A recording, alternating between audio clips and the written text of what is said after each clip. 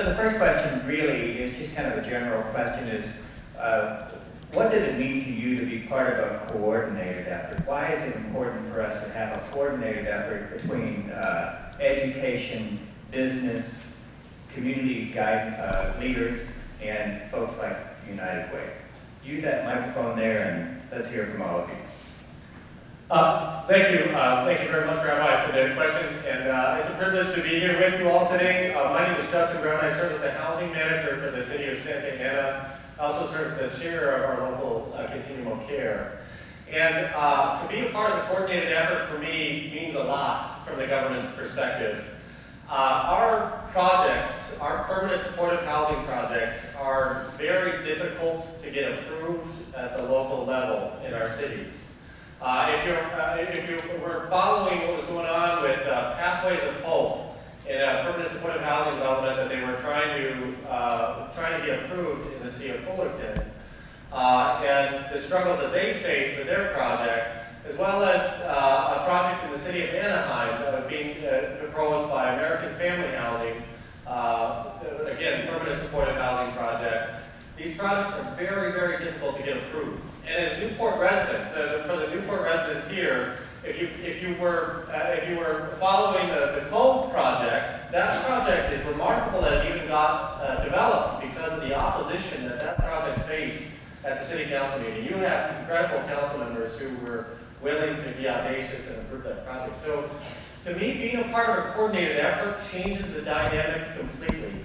That when we're proposing projects as staff, as city staff and as county staff, and we're trying to advance forward to develop more emergency shelter beds, to develop more permanent supportive housing beds as effective, proven, evidence-based solutions to reducing and ending homelessness, that we have that community support, that folks come out to our council meetings and our board of supervisors meetings and support us in what we're trying to do.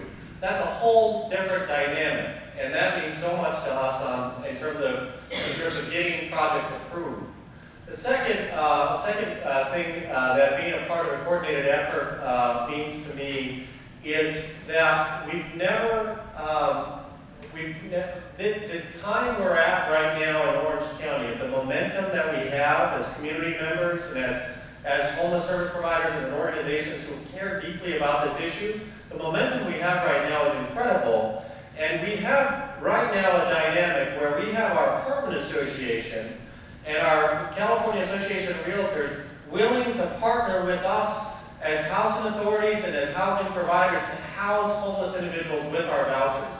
That's never before existed. We couldn't even get a meeting in the room because of the opposition we had to working with us as agencies. And now we have this partnership where I'm sitting right next to the director of the Apartment Association, who's sitting there saying, I'm going to make units available for your voucher holders, for your homeless voucher holders.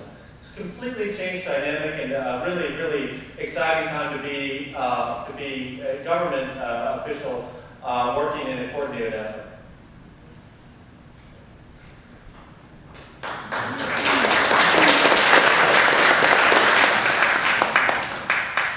I'm Larry Ormstone, CEO of Ware Malcolm, we're an architectural firm based here in Irvine with offices nationally. And I also chair the Leadership Council for United End Homelessness. And the reason I believe the business community needs to be involved to help this effort is, we live in a beautiful, affluent, entrepreneurial county, and it's fueled the success of our business, my business. So when I'm driving around Orange County doing projects, and I see tents, and I see people in need, and it continues to get worse, it kills me. And I feel like, the government and the nonprofits are doing an awesome job, and they're doing a lot of great work. And I did a lot of research, just myself, when I began to become more and more concerned. And what we found is, as I got more involved and did my research, it does take the whole community, the government, needs help from all of us to get this done. We need to bring the entrepreneurial spirit to this issue and make a business case to get this done. And I think we've got the beginnings to do that. And we're going to need all of your help to do that as well, to get there. So I'm excited. We're going to solve this.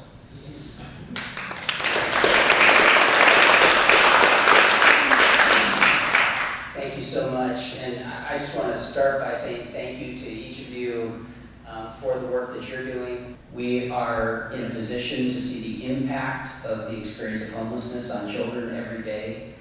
The trauma, the stress, the anxiety, the disruption.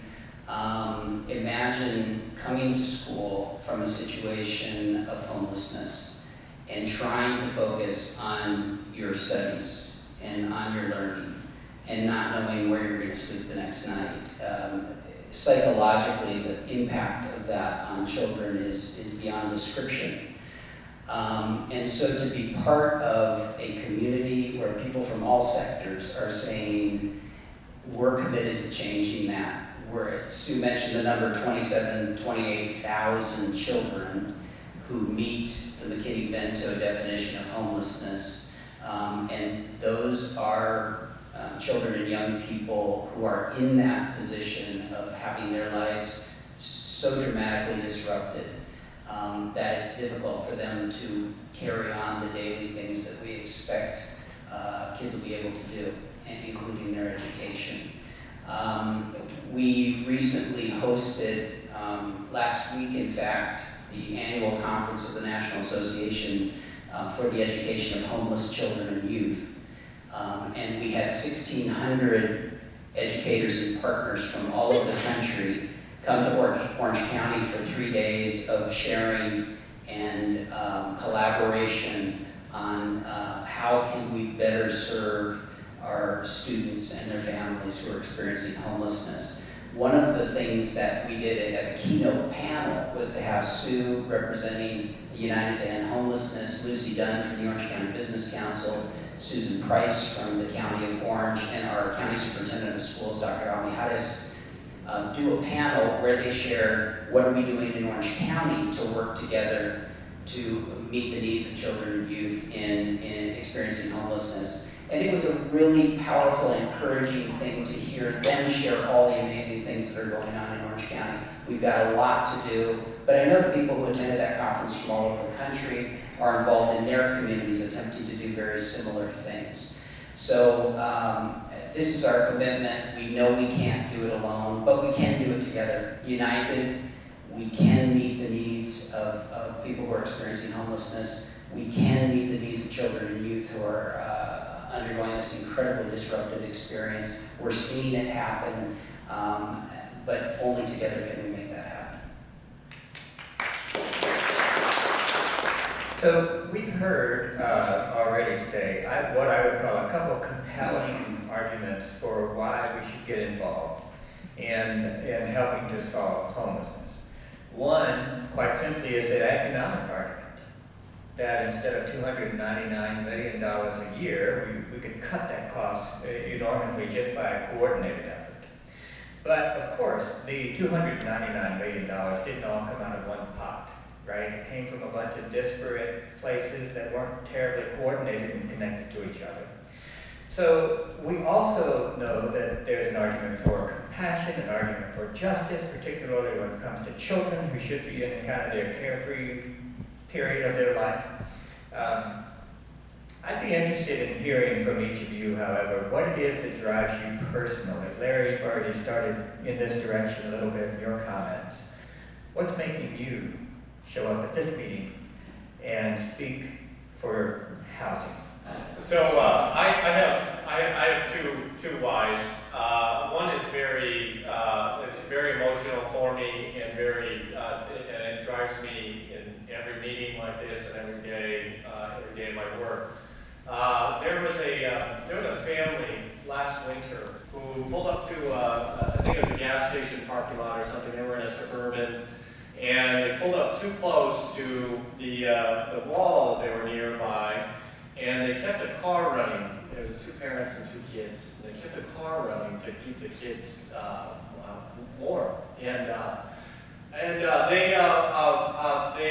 The exhaust ended up getting into the vehicle and killing the entire family. And so what drives me so much every day is thinking about those two kids just trying to stay warm in that car. The other thing that drives me and drives my mission and drives my intense passion for our work is that as the third largest affordable housing provider in Orange County, my team and I are responsible for over $35 million in resources to provide affordable housing. And my why is in what we're doing is every day when I'm coming into work, I pass by the courtyard. There's 425 people there sleeping there every night. Now, as a third largest affordable housing provider, you would think that we have enough resources to provide every one of those individuals with an affordable housing opportunity, but we don't. And I firmly and deeply believe in the human right to housing. And so my lifelong mission is to restructure our system of how we provide affordable housing so that not one of those individuals has to be in a long-term homeless situation ever. And I firmly believe that functional zero is achievable in every one of our communities.